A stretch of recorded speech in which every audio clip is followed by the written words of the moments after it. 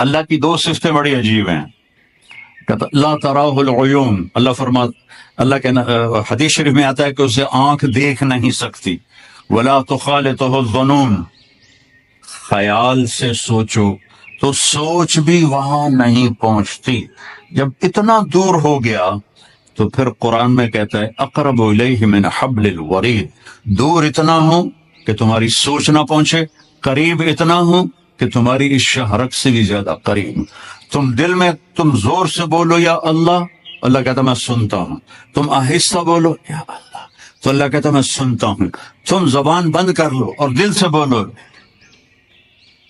اب میں دل سے بولا ہوں، میں نے نہیں سنا، میرے کانوں نے نہیں سنا، اللہ فرماتا میں یہ بھی سنتا ہوں، میں یہ بھی سنتا ہوں. لا الہ الا ہو، میرے جیسا کوئی نہیں ہے. دلیل کیا ہے؟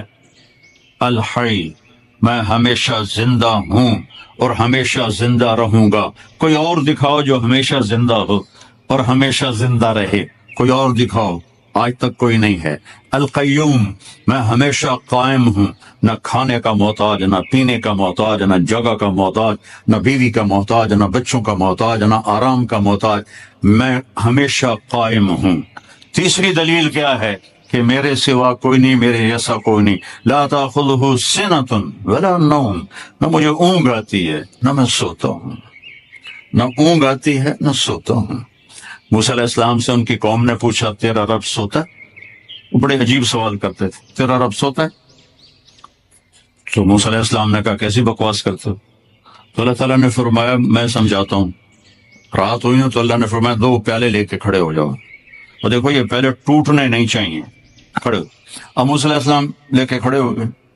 انسان ہے، تھوڑی دیر بعد تھکن شروع ہو گئی، تھوڑی دیر بعد اونگ ہونی شروع ہو گئی، جھٹکے شروع ہو گئے. سنبھال کے رکھ رہے تھے، ایک دم جو جھٹکا آیا زور سے نیند کا تو دونوں پیالے گر کے ٹوٹ گئے. کہا موسیٰ تیرا رب بھی سو جائے تو یہ زمین آسمان ایسے ہی ٹوٹ جائیں گی، تیرا رب سونے سے پاک. لا تأخذہ سنۃ ولا نوم.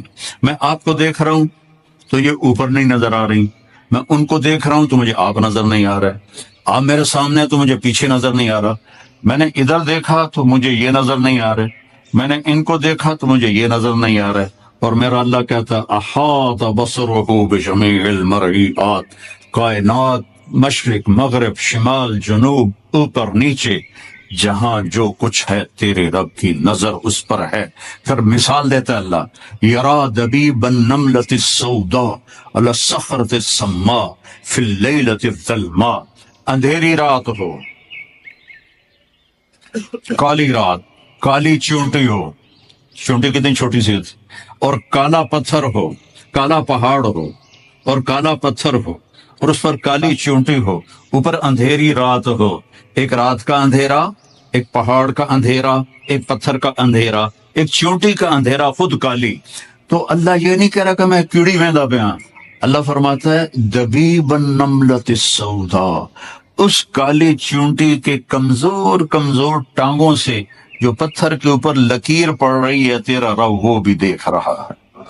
تو شراب پینے والے کو کیسے نہیں دیکھے گا، یا شراب بیچنے والے کو کیسے نہیں دیکھے گا؟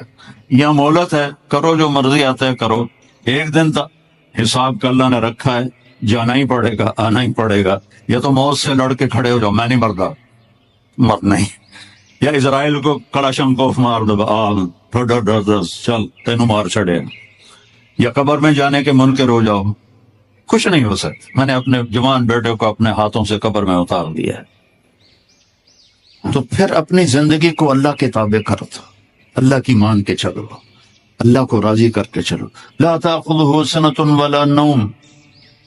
اگلی دلیل کیا ہے؟